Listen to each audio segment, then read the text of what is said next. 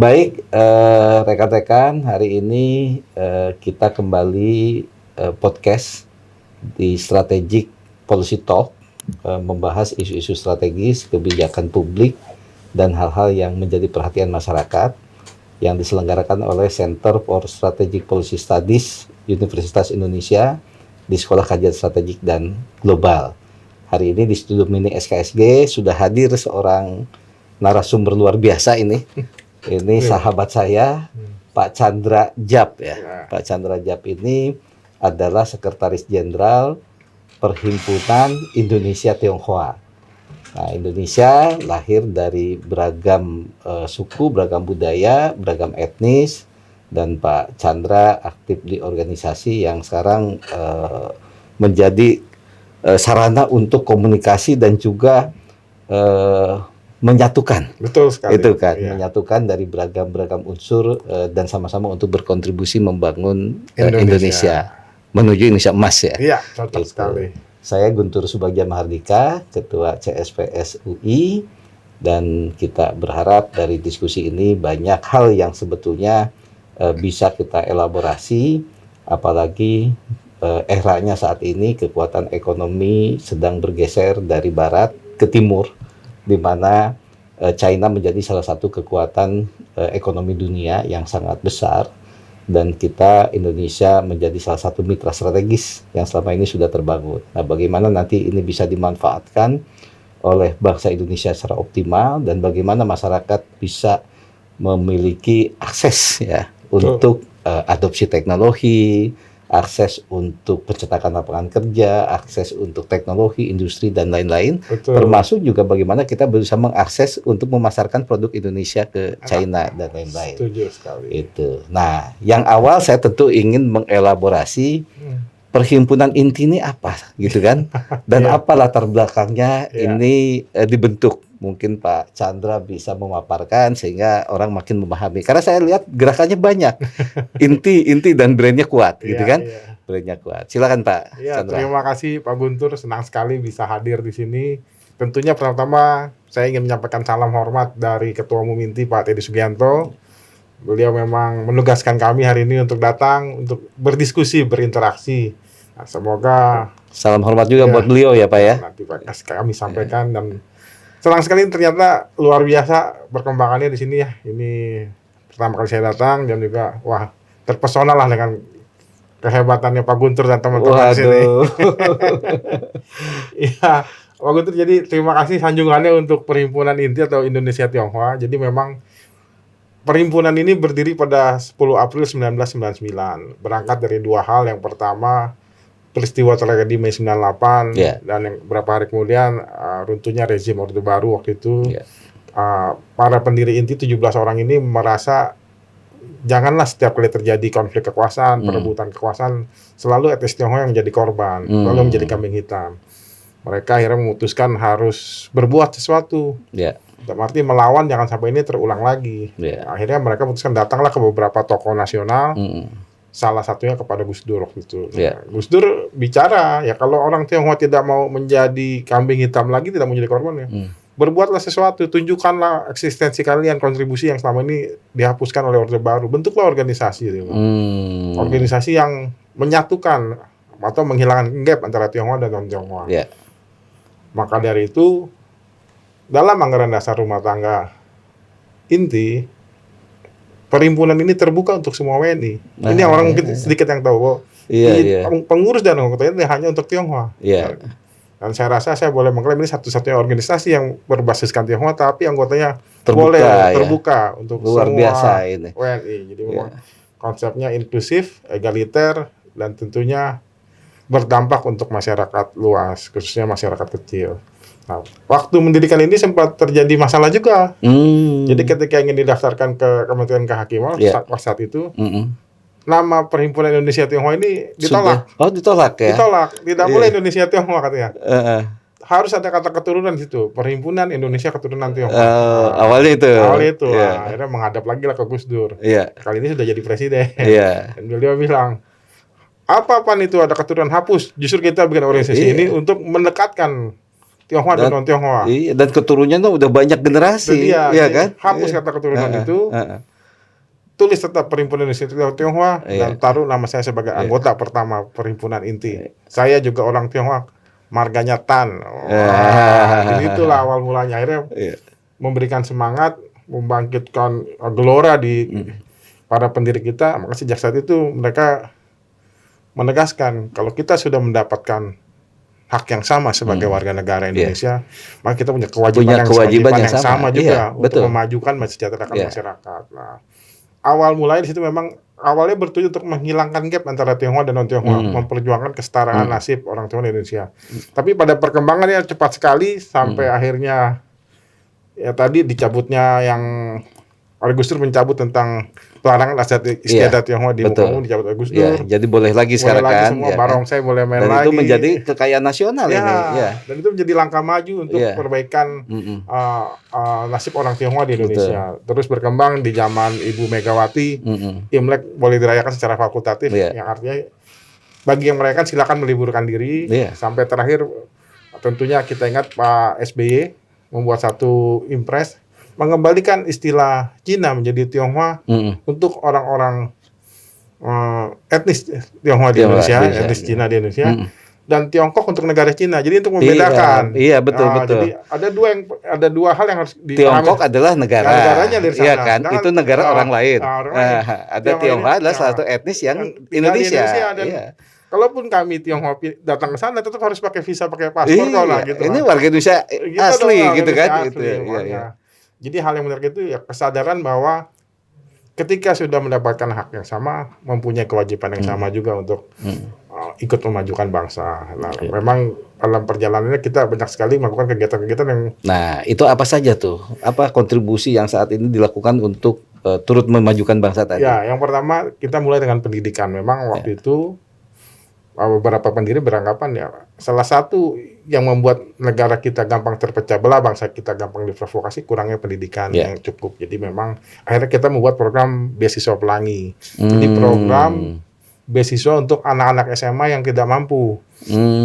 Waktu itu skupnya masih di Jabodetabek. Dan memang ini berdampak sekali saya lihat bagaimana anak-anak yang biasanya tinggal dengan komunitas yang homogen, yang suku Jawa dengan Jawa di lingkungan rumahnya, yang Batak dengan Batak, yang Tionghoa dengan Tionghoa.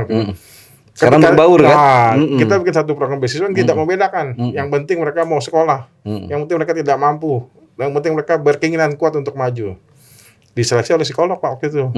Jadi kita memang terukur lah. Ya, anak-anak ini setiap 3 bulan sekali kita kumpulkan, kita pertemukan situ, mengenal bahwa Indonesia ini berbeda loh, tapi berbeda itu kekuatan kita. Iya, perbedaan ini yang sebenarnya jadi kekuatan dan dalam satu. Betul. Itu yang namanya Bhinneka Tunggal Ika sebenarnya kan itu. Nah, makanya namanya beasiswa pelangi juga berbeda-beda, tapi satu. Satu dalam harmonisasi yang indah. Nah, sangat menarik ini kan, itu kan, itu pendidikan tadi. Selain pendidikan apa Pak? Nah dari pendidikan itu kita berkembang ke olahraga. Kita punya sekolah sepak bola. Sekolah sepak bola. Sekolah sepak bola yang saya SSB rasa, SSB. Memang pembinaan usia dini. Dan saya rasa ini yang termurah se-Jakarta kayaknya, nggak ada lagi tempat lain. Sekali datang hanya bayar 10 sampai 20 ribu per bulan. Per hari setiap hari. Setiap latihan. Latihannya itu seminggu 3 kali. Oh iya. Jadi memang ini terjangkau lah ya. Siapa aja boleh masuk ke sana kan? Siapa aja boleh masuk ke sana dan memang kita khusus mendatangkan pelatihnya juga yang berlisensi PSSI. Jadi buat orang tua yang ingin anaknya bisa bermain bola dan dengan benar kan tekniknya ada, ini ada wadahnya. Dan memang ini pun tidak membedakan. Apalagi waktu itu kan FIFA punya slogan juga, say no to racism. Jadi fair play, say no to racism. Saya rasa ini cocok sekali nih kita bawa ini sekolah sepak bola ini. Dan memang unity semua untuk persatuan ini. Dan ketika main bola itu kan tidak ada cerita agamanya apa, sukunya apa. Saya ingat satu cerita yang menarik. Ada satu anak usia 8 tahun. Pas saya lagi itu datang ke lapangan, kita lagi kumpul, anaknya cerita, Pak, minggu depan kok kita libur? Karena minggu depan itu ada Imlek. Pak, kok gitu kita kok ngelatihan? Saya mau main bola. Enggak, minggu depan kan libur Imlek, bilang. Saya kan bukan Cina, Pak. Jadi emang anak-anak itu dengan polosnya dia main bola gitu. Dan Imlek itu kan urusan yang lain, pokoknya kita main bola, tidak ada perbedaan. Nah, itu satu hal yang buat saya berkesan sampai hari ini. Jadi bagaimana ya olahraga ya kita tahu lah. Kalau timnas Indonesia main tuh Kayaknya semua satu jiwa, Iya. satu raga itu nggak ada lagi. Iya. Nah, itulah saya bilang. Jadi olahraga ini memang bisa mempersatukan. Bahkan bukan hanya nasional kita ya, Nah, antar negara pun antar negara yang pun, tadinya lagi peperangan wah, dalam olahraga dia jadi satu. selesai Iya, itu ini tuh. luar biasa ini Itu kan. dia. Jadi salah satu pendekatan tadi pendidikan terus Olahraga olahraga ya, dan yang ketiga kesehatan. kesehatan. Kita banyak Nah, melakukan baksos-baksos mm, khusus dalam ketika bencana ya. Jadi intinya organisasi kebangsaan. mm, Bukan organisasi sosial. Saya Iya. selalu menegaskan berkali-kali Iya. kalau organisasi sosial setiap kali ada event mm, sulit kemudian kita harus turun. Nah, Betul. saya selalu menegaskan intinya organisasi kebangsaan salah satu agenda untuk mencapai kebangsaan itu dengan melakukan bakti sosial Iya. ketika ada saudara-saudara kita yang kesulitan. mm, Nah, kita punya tim dokter, memang waktu itu dipimpin oleh Dr. Lee mm. yang sekarang terkenal dengan Rumah Sakit Apung ya. Mm-mm. Beliau Oh ini iya, dulu itu iya, ketua betul. Departemen Kesehatan Inti. Iya, viral itu, iya. Ya. Jadi beliau inilah yang mempelopori baksos-baksos kesehatan ketika terjadi bencana memakai bendera inti. Akhirnya beliau memutuskan untuk mendirikan Dr. Share untuk melebarkan sayapnya. Ya itulah awal mulanya. Nah, sampai hari ini program itu terus berlanjut dengan program operasi katarak. Operasi katarak. Ya, kita Oke. bekerja sama dengan Yayasan Lentera Mata Indah. Sudah hampir 35.000 mata yang kita operasi secara gratis. 35.000 ya. Terakhir 35.000 pasang mata. ya, Wih, berarti 35.000 orang kan? ya, Iya. tapi ada yang satu juga, ada yang Oh iya, salah. iya, Jadi kan kita iya, di kataraknya ada yang satu. ada yang ya, satu, ada yang ininya. dua. Iya, iya. Tahun Iya. lalu kami terakhir mengadakan di Kepulauan Riau di Tanjung Balai Karimun. Jadi memang buat kami ini ya ketika ada tempat-tempat yang kita terjangkau mungkin pemerintah belum sampai situ, kami berusaha mencapai duluan. Balik lagi untuk kami punya kewajiban yang sama Iya. untuk membantu saudara-saudara Betul. kita. Nah, kesehatan sudah. Nah, ada lagi yang menarik memang ketika kita bicara bagaimana mensejahterakan masyarakat dalam artian teman-teman petani dan nelayan itu kan memang butuh effort lebih lah dari kita untuk membantu. Jadi masuk juga ya ke pemberdayaan pertanian dan nelayan. Ya, karena Perikanan. betul, kami Nah, merasa ini memang menarik ini. Ini yang lagi jadi konsentrasi pemerintah Indonesia saat ini dipimpin Pak Prabowo justru ke tadi ya, swasembada pangan dalam arti luas ya. betul. Artinya di pertanian, peternakan, perikanan, Perikanan. gitu kan? Iya, Ini dan ini udah mulai masuk ke sana ya. Dari 4 tahun lalu kita sudah mulai Oh, kesana. dari 4 tahun lalu ya. Jadi sesuai dengan Iya. program Asta Cita Pak Prabowo ini, Mm-mm. kami mencoba mempertemukan bagaimana negara Tiongkok dengan teknologi pertanian Nah, yang luar biasa iya. itu kan. Luar biasa. Iya, bisa belajar 10% saja itu pasti meningkatkan tingkat kesejahteraan para petani kita. Jadi waktu Iya. itu memang kita mencoba bagaimana melihat tanaman padi di sana kan tinggi-tinggi Tinggi-tinggi. dan hasilnya bisa 2 kali lipat Dua dari kita kali di sini. lipat, ya. Nah, kami mencoba Bahkan akhirnya. sudah ada yang ditemukan padinya bisa panen berulang-ulang. Nah, itu Iya dia. kan? Sekali Bisa, tanam beberapa kali panen. Bisa panen berulang, bisa ditanam di danau. Bisa di danau, Iya, bisa di tanah daratan. Nah, itu dia. Makanya ini yang kita ingin coba di Indonesia. Iya. Kita yang punya kekayaan alam begitu luar biasa, masa Tanahnya subur ya. iya. Itu. Petani juga rajin-rajin. Rajin-rajin. Ya, tapi kenapa kita hasilnya kok nggak maksimal? Nah, itu yang akhirnya kita coba bagaimana mendatangkan teknologi ini. Jadi Pak Teddy selalu ketika ke Tiongkok mencoba mencari inovasi-inovasi tentang pertanian. Nah, kebetulan sudah melakukan MOU dengan salah satu universitas teknologi pangan di Tiongkok. Semoga ini kita bisa bawa nih ketemu Pak Guntur nih dengan komunitas petani dan nelayannya bagaimana bisa minimal kita coba dulu lah bibit ini sesuai gak sih seperti yang mereka omongkan. Itu dia. Harus dipraktekkan. Harus Ini dipraktekkan. menarik ya.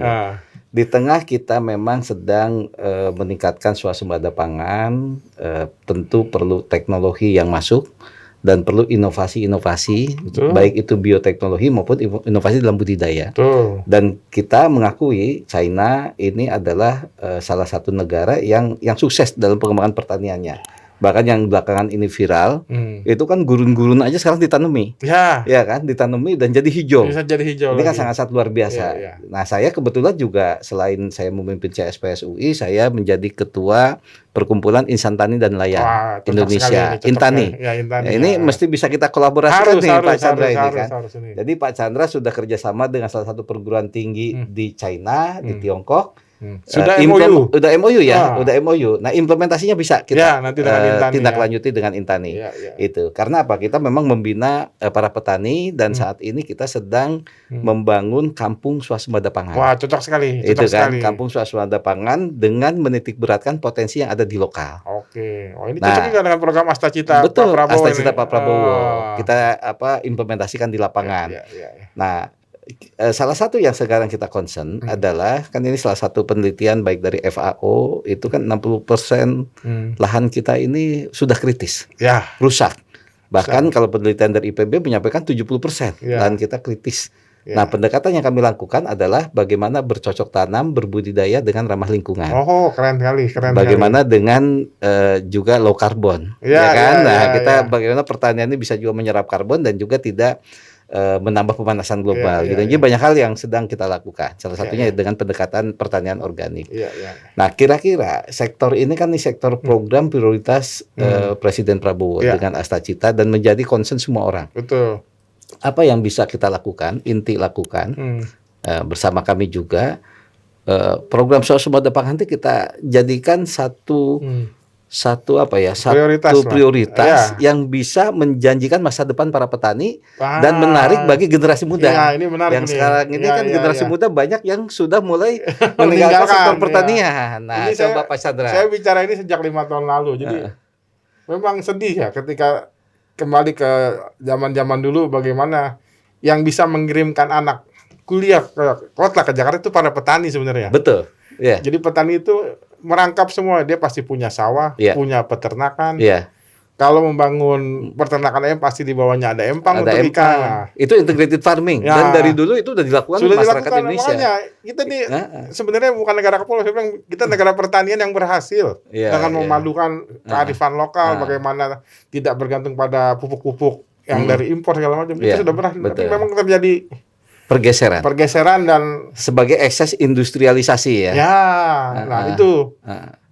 karena tanah pertanian akhirnya habis oleh perumahan Iya. dan oleh industri-industri yang berkembang. Dan kedua akhirnya menimbulkan pengurangan penghasilan yang akhirnya munculnya image petani itu miskin. Dan hingga akhirnya anak-anak ini yang tadinya mempunyai kakeknya seorang petani yang sukses, begitu melihat ke sini tidak berhasil, jadi malu menjadi petani. Iya. Padahal orang-orang kaya sekarang semua lari ke pertanian, Itu Pak. dia. Kemarin dari Microsoft, Nah, ya kan itu Bill dia. Gates, Bill Gates, dia ya. punya farmland terluas sekarang di Itu Amerika. dia, itu dia. Dia concern juga mengembangkan pupuk ya, Betul. pupuk yang organik malah, Betul. pupuk yang ramah, yang lingkungan yang bisa juga terjangkau. Iya, iya. Jadi begini, memang kita harus mengembalikan anak-anak muda ini kembali ke akarnya, bagaimana bertani itu satu kebanggaan. Betul.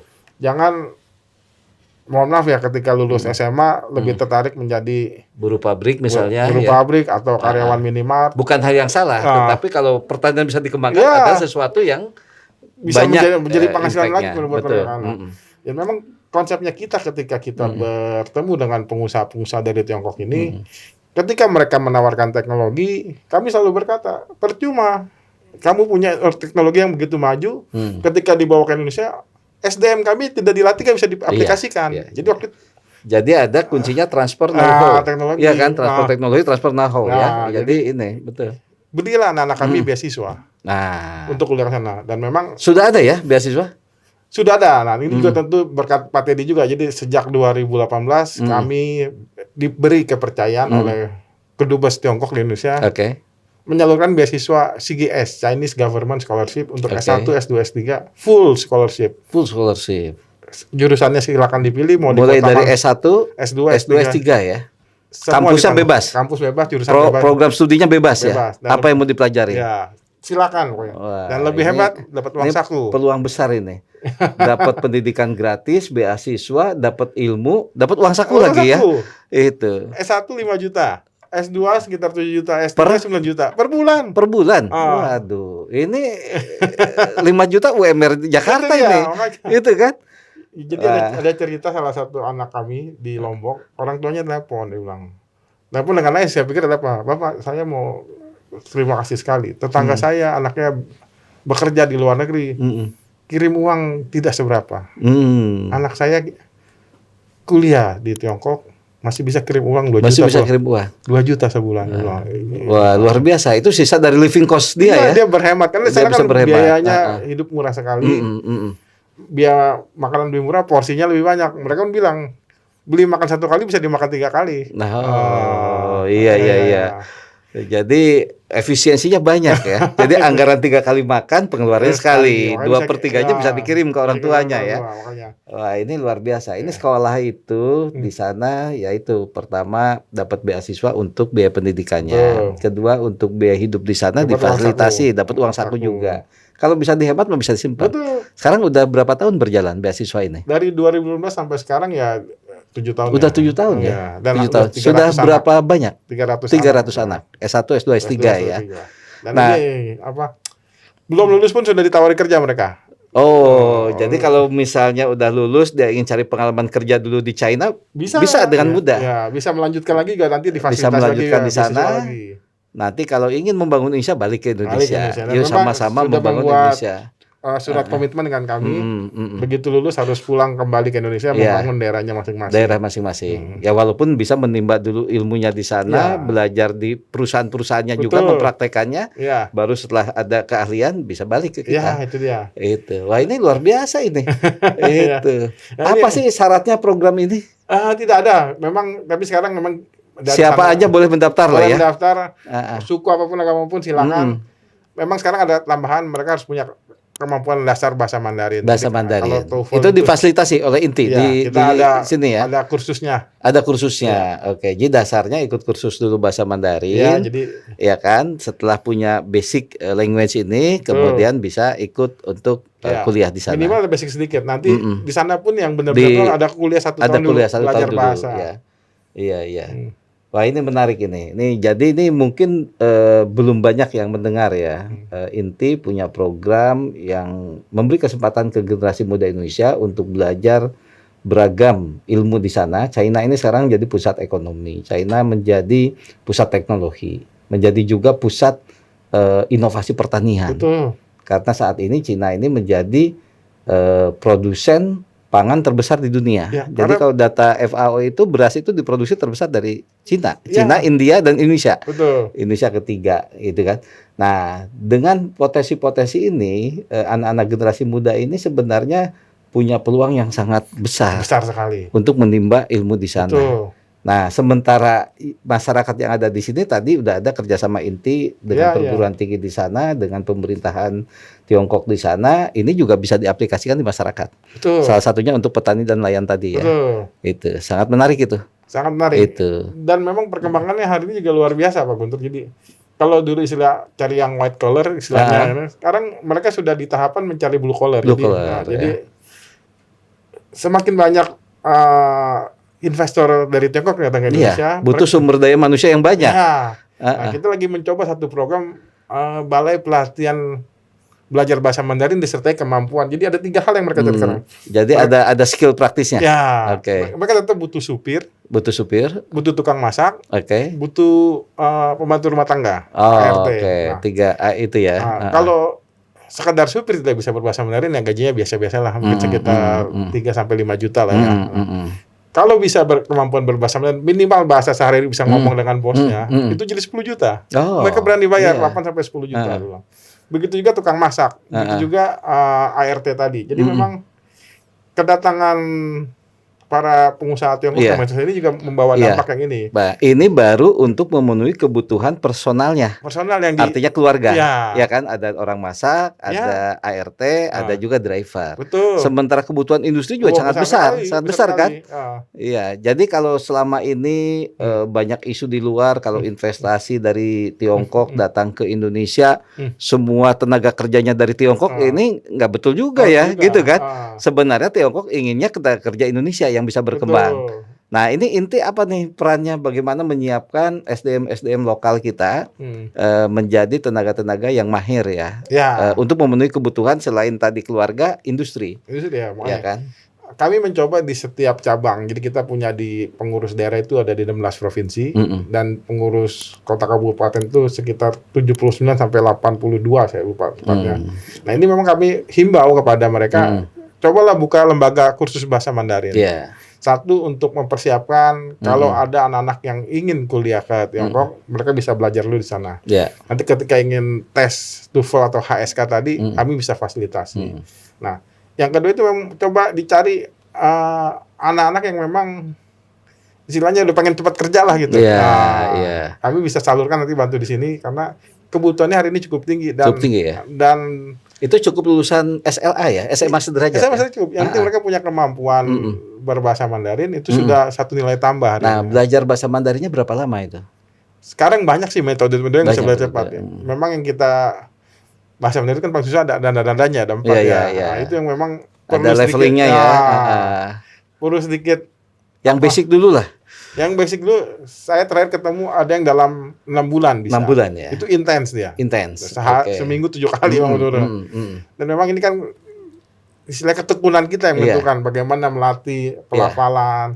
Kalau tulis mungkin agak sedikit lebih lama karena kan itu butuh waktu ya. Inti bikin kelas Mandarin ini, bahasa Mandarin ini ada kelas reguler, ada yang beasiswa juga. Ada yang beasiswa juga. Salah satu di kantor kami, di sekretariat kami. Setiap Sabtu ada kursus. Setiap Sabtu ya. Oke. Menarik ini. Ya, nanti kalau memang ada diperlukan, dulu juga kami bekerjasama dengan Bank Mandiri. Mereka meminta disediakan kelas untuk karyawan. Kami menyiapkan gurunya datang sana. Mengenai biaya silakan dinego sendiri gitu kan. Bisa juga nanti kerjasama dengan UIN. Harus. Ya kan? Bagaimana kita mencetak sumber daya manusia yang unggul, yang bisa juga memahami bahasa-bahasa yang saat ini sedang dibutuhkan untuk penyerapan lapangan kerja salah satunya. Itu kan. Nah, bahasa Mandarin ini masih terbatas mungkin yang menguasai. Masih terbatas. Gitu kan. Tapi kalau Pak Guntur kan pernah satu di TikTok atau di Instagram ya, penjual buah di Dieng kalau nggak salah. Itu menawarkan pakai bahasa Mandarin karena saking banyaknya turis. Oh iya, dari sana. Mereka pun tinggal, itu secara praktis mereka secara ini praktis, hanya menguasai beberapa kalimat. Udah bisa bisnis ya. Harga bisa dijual lebih mahal. Harga bisa lebih mahal dan bisa bisnis itu. Iya kan? Memang ini satu potensi, satu peluang yang memang. Yang penting kita tahu celahnya, tahu harus bagaimana memanfaatkan situasi hari ini. Saya rasa itu cukup nanti membantu meningkatkan kesejahteraan masyarakat lah. Iya. Nah ini kita ini sedang mengalami bonus demografi. Betul. 54% penduduk Indonesia adalah generasi muda produktif. Sangat produktif. Ini generasi milenial dan Gen Z. Ya kan. Di sisi lain karena ada krisis global, dampak ekonomi yang sekarang masih berkepanjangan ya, ada krisis ekonomi global, ditambah pandemi Covid. Kan banyak perubahan-perubahan yang terjadi. Banyak perubahan. Disruption di industri maupun di gaya hidup masyarakat. Nah, dalam kondisi ini akhirnya ada pergeseran tenaga kerja diganti robot. Di Cina Huawei sudah punya pabrik nggak pakai orang. Ya kan? Pakai robot 1 menit 1 produksi handphone katanya kan. Dan mereka bilang nggak perlu ada lampu. Nggak perlu ada lampu, jadi lebih efisien. Nggak pakai lampu. Gelap-gelapan pun robot bisa kerja. Hemat di SDM, hemat juga di energi. Ya kan? Ini luar biasa. Nah, artinya apa? Tantangan sekarang generasi muda ini semakin besar. Artinya dia harus punya skill lebih. Masih banyak sektor yang belum bisa digantikan oleh mesin. Betul. Ya kan? Gitu. Nah, sehingga kemampuan bahasa salah satunya mungkin yang harus dikuasai gitu kan. Dan itu akan membuka banyak kesempatan ya di bahasa ini. Dan kalau kita lihat dengan teknologi informasi yang begitu maju, ya hari ini anak-anak ini Gen Z dan milenial kalau di dunia maya itu udah borderless lah. Iya, udah borderless. Sekarang udah nggak ada batas negara, udah nggak ada sekat-sekat, ya kan? Dengan sosial media, dengan digital ini semuanya udah terbuka. Betul. Kan ketika main game online pun sama saya tanya. Yang tidak bisa bahasa Inggris, ya komunitasnya di situ-situ aja orang lokal.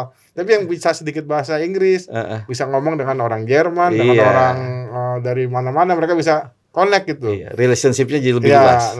Memang tantangannya juga memang menarik nih buat anak-anak Gen Z dan milenial istilahnya. Ya mereka kan beradaptasi dengan dunianya dengan caranya sendiri saya yakin. Tapi memang ada beberapa hal yang kita sebagai orang tua, sebagai pemerintah juga harus menyiapkan beberapa regulasi yang memang anak-anak ini lebih siap. Minimal tidak malu lah, tidak minder ketika berhadapan dengan negara lain gitu kan. Ini jadi problem kita bersama. Harusnya kita harus menyediakan kurikulum pendidikan yang memang mereka disiapkan untuk bersaing secara global. Betul. Karena tadi kita udah borderless, udah nggak ada batas-batas lagi, ya kan? Sehingga ya itu satu kebutuhan. udah Ya, kebutuhan sekarang dasar. petani Nah. mau memasarkan produk-produk pertaniannya, kalau mau ekspor ya dia harus Iya, bisa ini harus gitu bisa kan. bahasanya dulu pertama Iya, kan, bisa itu menawarkan. betul. Mhm, Nah, di sisi lain anak-anak muda sekarang ini dikenal kreatif dan inovatif, betul. ya kan? Nah, ketika dia punya akses bukan hanya di nasional kan, Iya, harus keluar tentu ini menjadi satu nilai tambah tersendiri. betul. Ya itu modal Itu. dasar mereka untuk berkomunikasi itu tadi. Betul. Nah, tadi kita dengar ya bagaimana inti lahir. Ya. Jadi memang saya lihat di beberapa komunitas Tionghoa ini di rumah-rumahnya itu pasang foto Gus Dur. Ya, Karena Gus Dur ini pahlawan. betul. Pahlawan bagaimana dia bisa membuka sekat yang selama ini membatasi aktivitas kegiatan budaya Betul. terutama itu kan. Dan sekarang bisa dengan bebas sama dengan etnis-etnis Ya, lainnya sudah karena setara lah. ya Tionghoa merupakan salah satu juga yang ikut membangun negeri ini sejak Ya. zaman kemerdekaan, Ya, ikut sejak zaman berjuang perjuangan dulu. dan lain-lain. Malah di beberapa daerah seperti di Kalimantan, di Pontianak, mayoritasnya banyak lah di sana. Ya, Banyak yang etnis Tionghoa di sana yang memang dia pribumi ya, Indonesia ya, gitu ya, kan. sudah menyatu. Itu jadi persepsi bahwa pribumi non pribumi udah nggak relevan Betul. lagi. Sekarang sangat nggak relevan.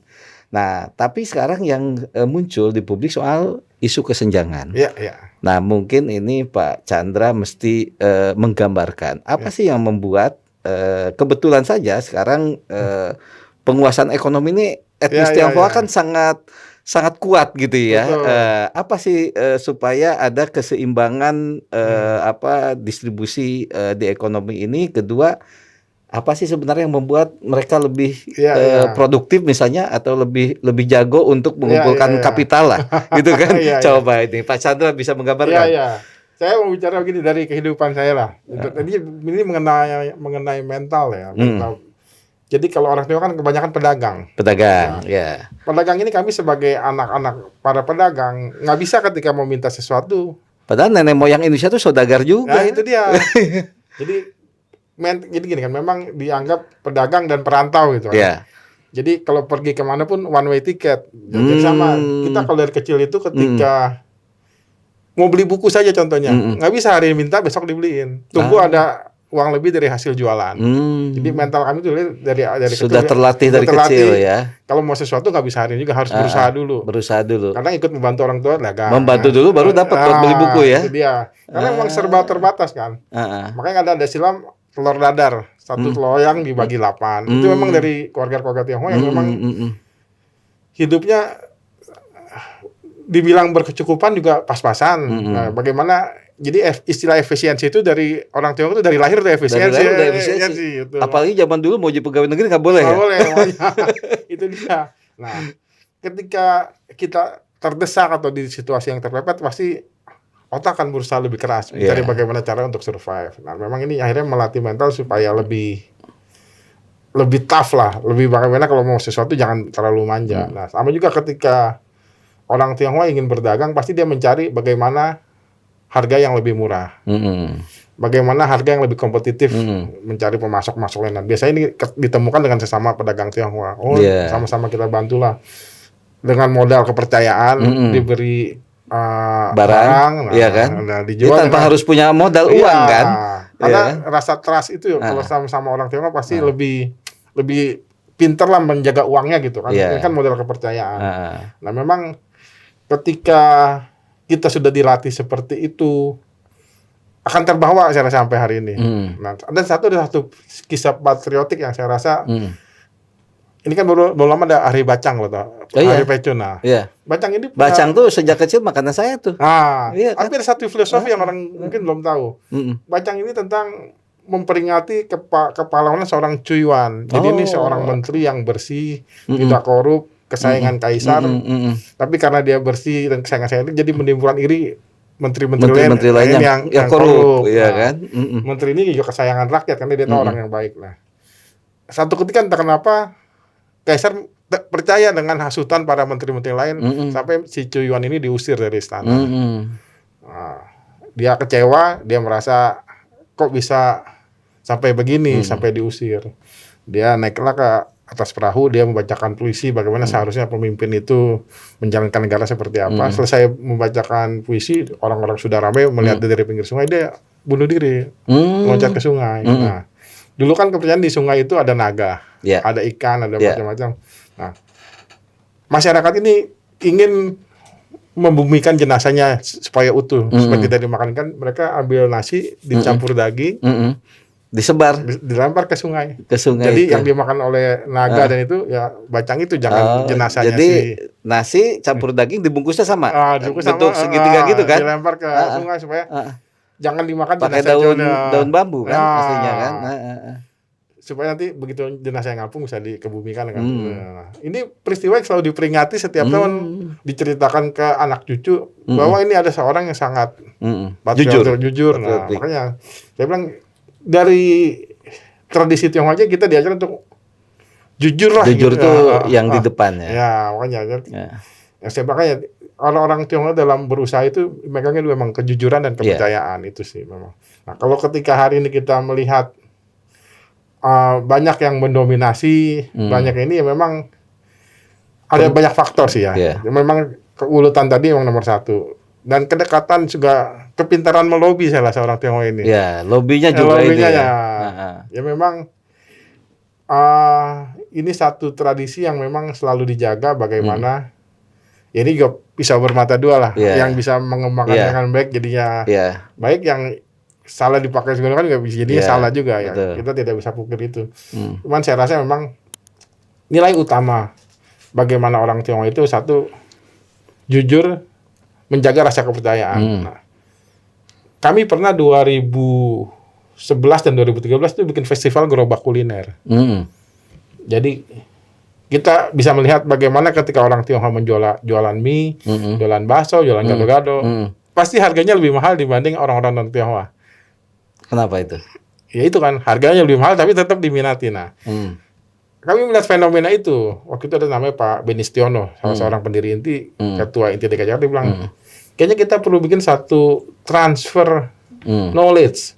Bagaimana ketika orang Tionghoa menjual makanan kok bisa lebih mahal, tapi banyak diminati. Nah, akhirnya kami bikin tuh festival gerobak kuliner, mengundang semua pedagang gerobak. Kita jelaskan nanti kita ingin mengajarkan bagaimana menjual makanan yang bisa harganya lebih tinggi. Nah, ternyata banyak faktor memang. Satu, mengenai kebersihan. Dua, penampilan. 3, bahan-bahan yang dipilih harus konsisten. Yang konsisten, yang berkualitas. Jangan hari ini begini, besok turun. Karena yang mencari untung besar. Nah, itu tadi rasa kepercayaan dan kejujuran itu yang penting. Nah, tapi untuk meramit semua, kita juga waktu itu bekerjasama dengan ICA, Indonesian Chef Association. Jadi secara teknik masaknya juga ada, nggak sekedar kita skillnya ditambah juga. Waktu itu di festival itu pedagang yang dengan penampilan terbaik, dengan penyajian terbaik kami kasih penghargaan juga. Wah, ini menarik. Kalau lihat prinsip-prinsip tadi, sebenarnya itu adalah prinsip yang melekat juga di masyarakat Indonesia secara umum. Sudah dari dulu. Ya kan? Orang tua kita, nenek moyang kita udah mengajarkan kejujuran, ketekunan, gitu kan? Gotong royong, kebersihan, gitu kan? Tenggang rasa, itu kan? Udah ada semua sebenarnya kan? Itu. Jadi tinggal bagaimana kita mengubah mindset. Mungkin dulu karena mohon maaf kalau saya tanda kutip bilang dulu etnis Tionghoa itu mengalami diskriminasi. Jadi dia nggak boleh jadi pegawai negeri, nggak bisa kerja di sektor-sektor publik ya kan, jabatan publik dan lain-lain gitu ya. Sempat mengalami itu kondisi itu. Nah, akhirnya dalam situasi ini harus kreatif dan inovatif dan fokus. Satu-satunya jalan yang bisa terbuka perdagangan. Perdagangan akhirnya itu secara kultural tumbuh jadi fokusnya kan? Di situ aja. Orang yang tekun satu bidang ya pasti lebih ini. Ya. Dan yang menarik tadi semua orang yang etnis Tionghoa ini bisa melakukan perdagangan tanpa harus punya modal. Karena apa? Karena dipaksa. Pertama dipaksa, kedua juga sesama etnisnya bisa membantu. Artinya ini kerjasama gotong royong. Nah, sekarang dalam konteks Indonesia tentu tidak ada lagi sekat-sekat itu. Harusnya kita bisa bersama-sama. Jadi kita sudah bisa bersama-sama. Apapun peristiwa 97 itu adalah pelajaran buat kita semua. Nah, tapi sekarang adalah bagaimana teman-teman yang secara ekonomi lebih tinggi, lebih maju. bisa mentransfer ya, Ya. itu transfer pengalamannya, knowledge-nya, Jaringannya. jaringannya dan membantu Gitu. gitu ya. Etnis lain gitu kan, seluruh bangsa Indonesia ini untuk sama-sama maju. Betul. Karena memang kalau kita melihat data-data rasio Gini kita kan masih tinggi. Betul. Sekarang rata-rata 0,388. Nah, ini kan harus terus dipersempit. Betul.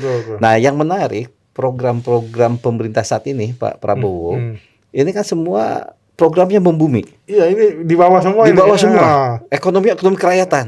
Itu kan. Dan ternyata ini yang bisa menggerakkan ekonomi nasional dan bisa mempersempit kesenjangan ekonomi. Ini fondasi ekonomi sebenarnya. Fondasi ekonomi itu ini sebenarnya, usaha mikro, usaha kecil dan dibangun di desa-desa. Betul sekali. Ada koperasi Desa Merah Putih, ada program ketahanan dan swasembada pangan, ada kemarin komoditas-komoditas impor yang bisa diproduksi di Indonesia dihapus gitu kan, dikurangi gitu kan. Gitu. Nah, ini kan satu ini hal yang luar biasa ini untuk membangun kekuatan ekonomi nasional yang lebih mandiri. Betul. Nah, Pak Chandra melihatnya seperti apa ini ke depan? Iya, memang seharusnya sejak dari dulu program ini harusnya ini yang dijalankan. Ini memang fokus pada ketahanan masyarakat di bawah ya. Kita lihat kan selama ini kita lihat seperti yang paling menderita memang saudara-saudara kita yang di bawah ya. Ketika bicara petani, pupuknya selalu menjadi masalah, bibitnya pupuknya harus beli dari produk impor ya, bahan bakunya impor, harganya mahal. Ketika nanti padahal bisa bikin sendiri pupuk kan. Zaman dulu kita bikin sendiri dan bisa swasembada pangan, nggak ada masalah. Nah, itu makanya harusnya kembali lagi memang ke kearifan lokal bangsa Indonesia yang sudah ada sejak dulu. Memang perlu dibenahi hanya mentalitasnya di sini. Mentalitasnya. Penyakit utama bangsa kita ya korupsi lah saya bilang. Nah, itu sekarang korupsi dibabat semua juga. Itu dia, itu komitmen yang ini momentum ya. Betul. Artinya tadi ada pengusaha-pengusaha yang biasa lobby-lobby dalam arti negatif. Sekarang nggak boleh lagi, udah nggak bisa lagi. Udah transparan. Iya, karena kalau lobby, kalau kami istilahkan silaturahmi lah ya. Silaturahmi kalau digunakan dengan yang baik, itu filosofi nenek moyang kita. Betul. Makin banyak silaturahmi, makin banyak rezeki. Ya kan? Itu dia kan saya bilang pisau mata dua ini. Betul. Nah, jadi memang banyak oknum-oknumnya saya rasa.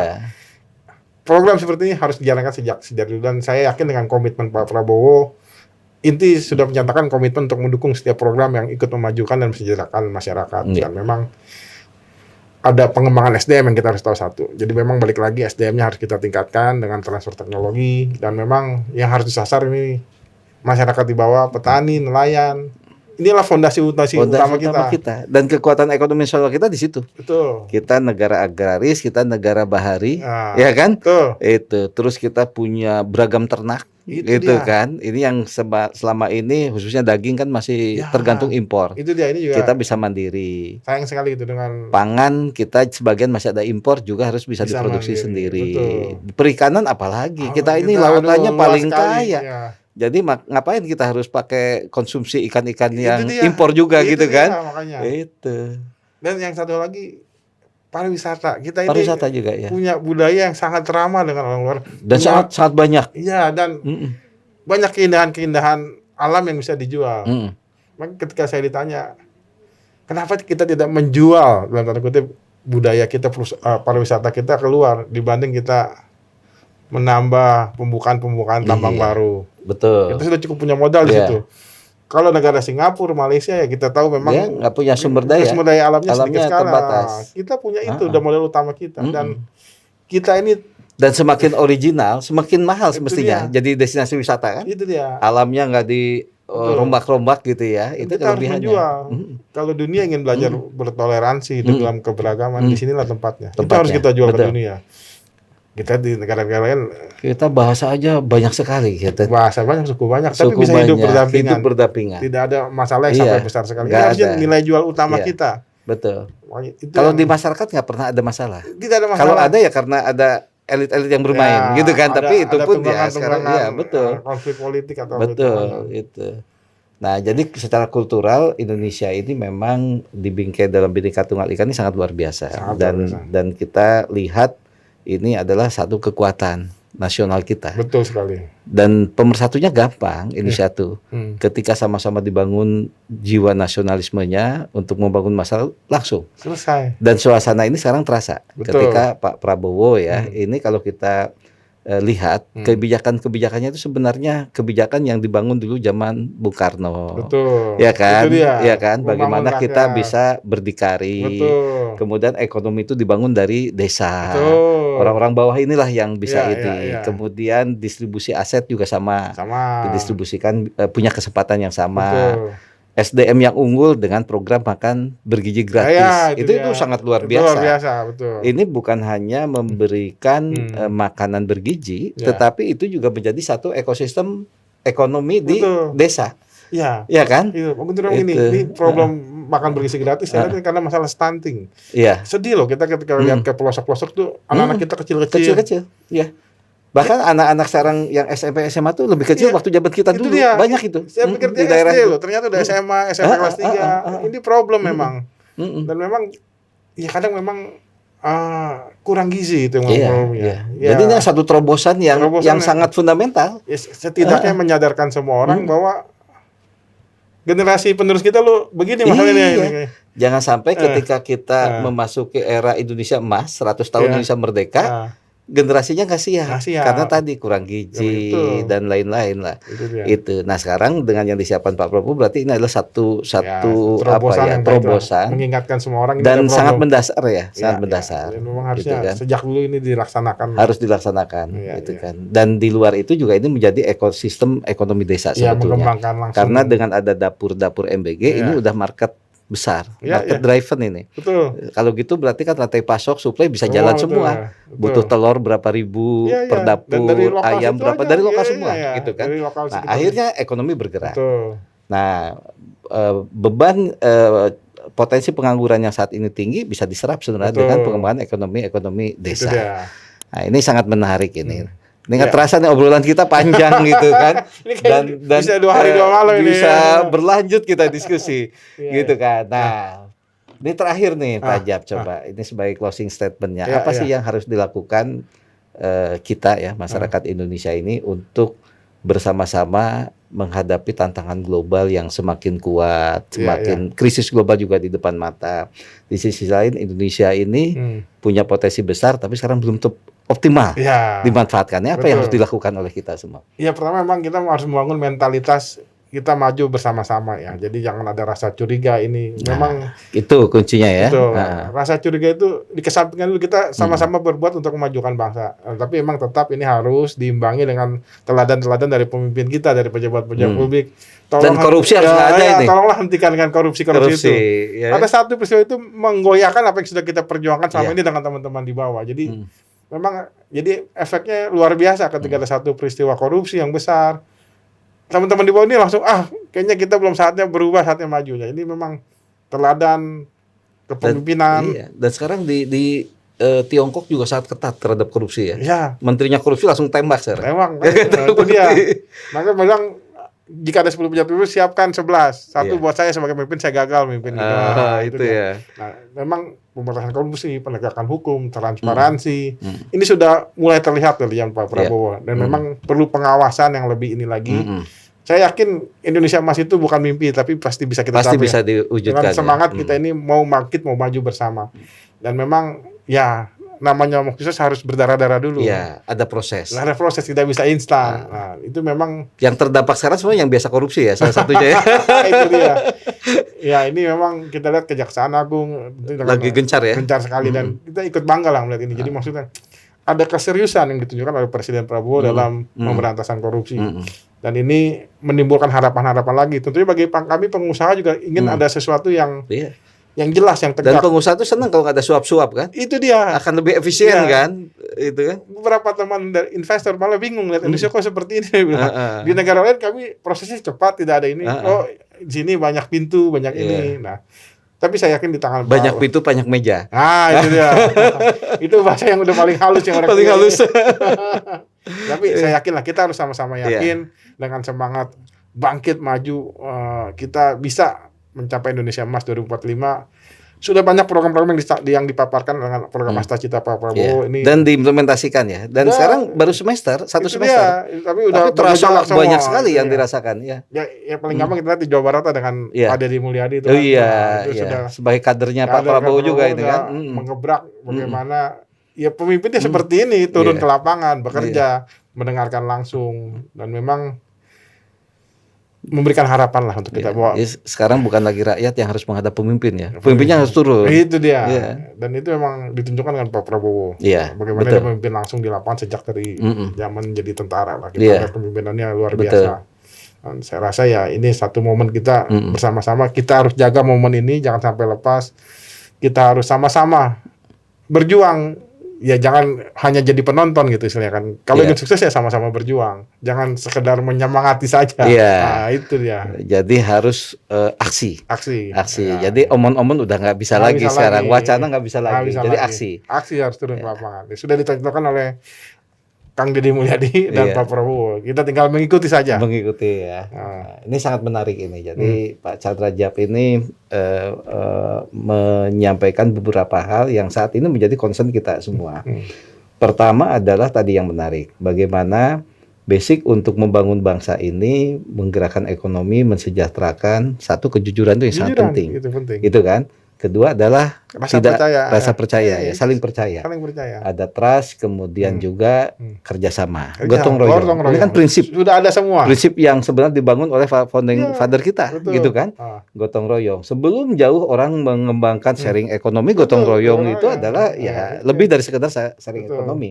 Apalagi di pasal 33 Undang-Undang Dasar kita bahwa perekonomian nasional Indonesia dibangun dengan asas kebersamaan. Betul. Ya kan? Artinya asas gotong royong. Betul. Nah, beberapa hal yang sekarang jadi prinsip ini yang sedang dikerjakan Pak Prabowo. Betul. Jadi mengembalikan Indonesia pada seharusnya. Betul. Pada seharusnya. Jadi kita sangat mengapresiasi beliau ya, mengapresiasi beliau, dan kita menyambut dan mendukung program-program yang untuk kepentingan masyarakat ini.